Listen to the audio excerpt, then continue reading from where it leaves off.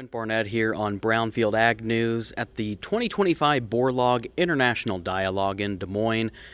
Joining us now, Governor Tom Vilsack, the CEO of the World Food Prize Foundation. Governor Vilsack, good to see you. How are you doing today? I'm doing well. This has been a terrific couple of days focusing the world's attention on the need for all of us to be fed and fed well, and the important role that we all can play in making sure that people are fed. What have been some of your main takeaways so far from this year's Borlaug International Dialogue? Well, first and foremost, the moral imperative that we have and the challenges that we currently face with as many people who are food insecure around the world, here in the home, in the United States, and around the world. What I've been struck by is the connection that people have made, a number of folks have made on the stage, between food security and national security. The reality is, many have said, if you don't feed people, you feed conflict. And earlier today it was suggested that you also feed migration. So as we look at some of the challenges and issues that we're dealing with, whether it's war or migration, they all get back to the fact that what's driving people into strife and into migration, in part, is hungry people.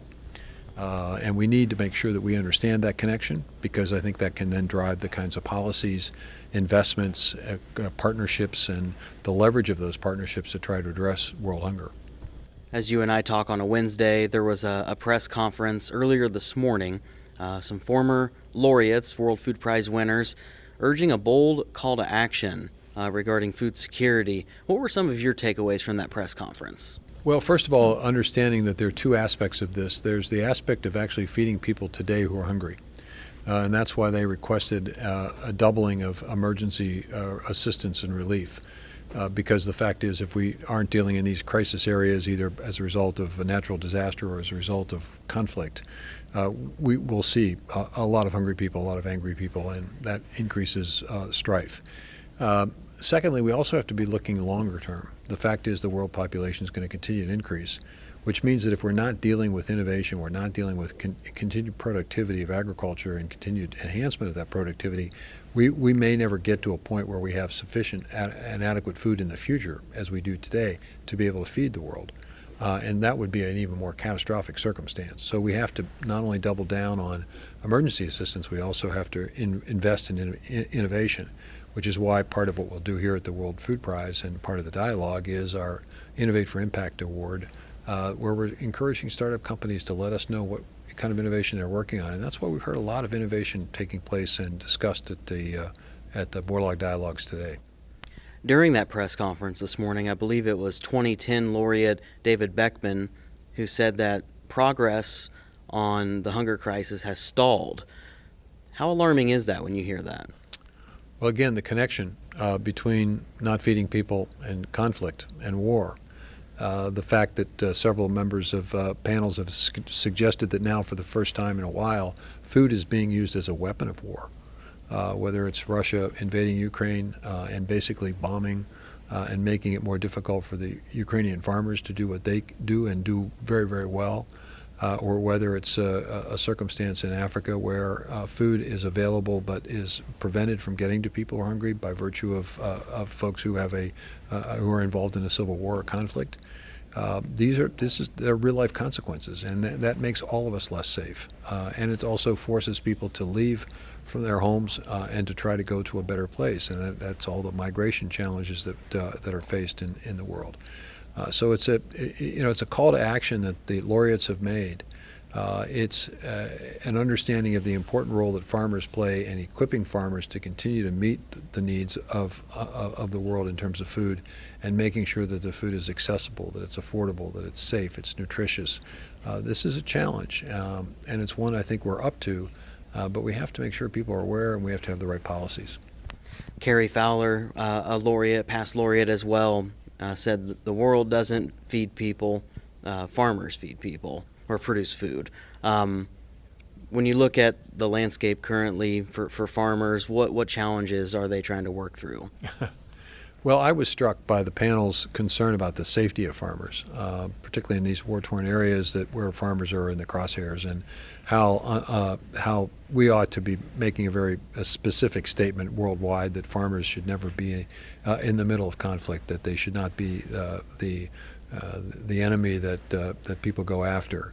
And I was really struck by how forceful the laureates were about that particular issue, how important farmers are and how we ought to make sure that they're protected and well cared for. Farmers are dealing with a lot of challenges today. They're dealing with a changing climate and the impact that that's having on their production efforts. Some farmers are dealing with low prices and oversupply. Some farmers are dealing with the consequences of trade policy, so they feel a significant amount of stress. Some farmers are continuing to work 2 or 3 jobs to be able to keep the job that they really love to do, which is to farm. So there are many, many challenges, and we are all the beneficiaries. We, meaning the rest of the world, are the beneficiaries of this hard work, of this stress, of this sacrifice that farmers make, because we do have food available.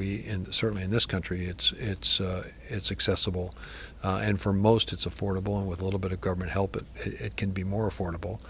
So we're fortunate in the United States, but still, we have 43 million people that are receiving the Supplemental Nutrition Assistance Program in this country, which means they're food insecure at some point in time in a month, and we've got 733 million people worldwide that are food insecure. So that's a major challenge.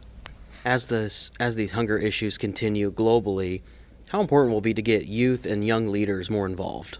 Well, one of the exciting things of this week is the Global Youth Institute, where we bring somewhere around 185 young people from 21 states and 6 countries here to Des Moines for several days of conversation and discussion about global food security, about their role as young people, how they can be inspired to begin making career choices and education choices that will allow them to be the leaders of the future. We want them leaving here excited. We want them inspired. We want them to have met some of these great scientists and some of these great leaders and some of these great chefs who are like Jose Andres, who are tremendous advocates for the ability of one person to make a difference, the ability for all of us to have a responsibility to act in some way, to be engaged, as we were challenged from the stage to do.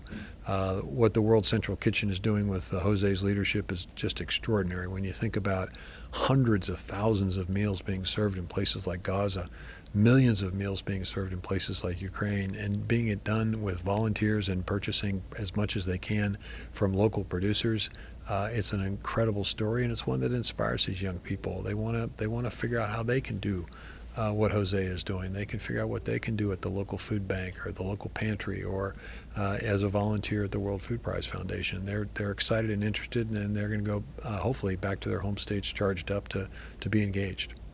Governor Vilsack, it's always a great time to get to connect with you and speak with you. Thanks for joining us again on Brownfield. Well, thank you.